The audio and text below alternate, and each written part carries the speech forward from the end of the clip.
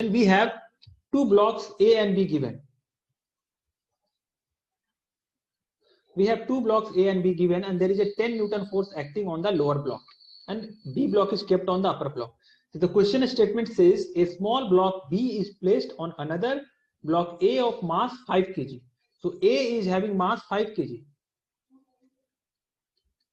This A is having mass 5 kg and length 20 centimeters. So this length is also given. This length is 20 centimeter.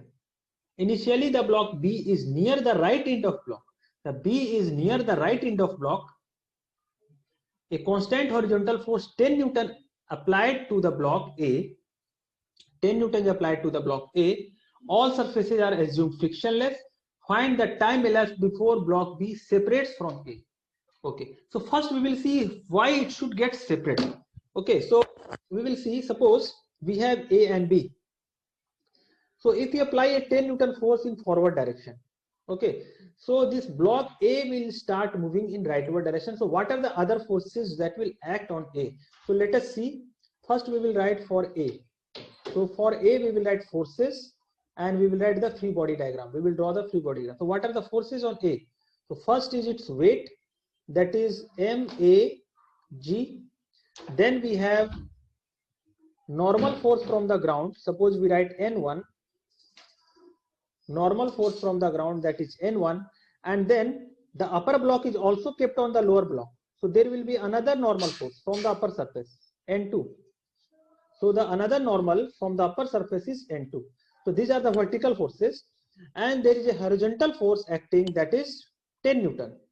10 Newton is acting rightward, and there is no friction anywhere. So there will not be any friction from the upper surface or the lower surface. So no need to write any friction. So no friction from the ground or no friction from the upper object. So this is the total force on A. Similarly, if we write force on B, if we write force on B we have a weight, the weight of B, that is MBG, and there will be upward force, the normal from the lower object, that is N2. The N2, these two are exerted between the two objects B and A. So there will be a MBG and there will be normal N2. So this is the only two force which is acting, and there will be no friction, no horizontal force. So what we can conclude from this thing is the object B is not going to move in horizontal direction, because on object B there is no horizontal force. On object B there is no horizontal force, so no horizontal acceleration. So acceleration of this object is 0. Acceleration of B is 0. And vertical direction, all the things are balanced because the things are kept on a table. So vertical direction anyway they are not going to have any acceleration. If we write for A we have a horizontal unbalanced force, that is 10 Newton. So for block A we will have acceleration, that is 10 Newton by its mass. The mass is MA, that will be 10 Newton divided by 5 kg. So that is equal to how much? 2 meter per second square. So the block A is accelerated with 2 meter per second square in horizontal direction. But vertical direction, even A is balanced. In vertical direction, neither A is moving nor B is moving. So now we have got the acceleration. Now you can see what will happen. The block B is stationary, but block A is accelerated. So what will happen? The block A will keep on sliding under the block B. The block B will remain stationary, and the block A will slide under this block B. So if block A slides by a distance 20 centimeter, it means what will happen?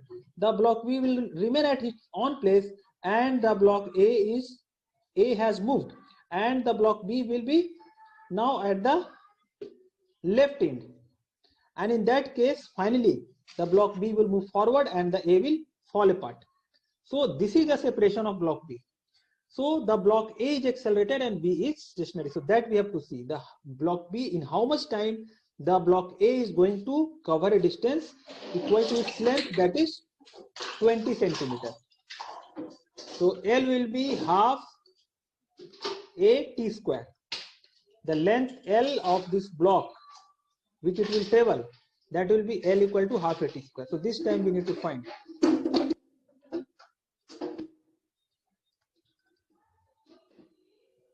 So 2 into L is how much? L is 20 centimeters, so 0.2 divided by how much is acceleration? That is 2. So we are getting 0.2 second. So that is the time. So this thing we needed to find.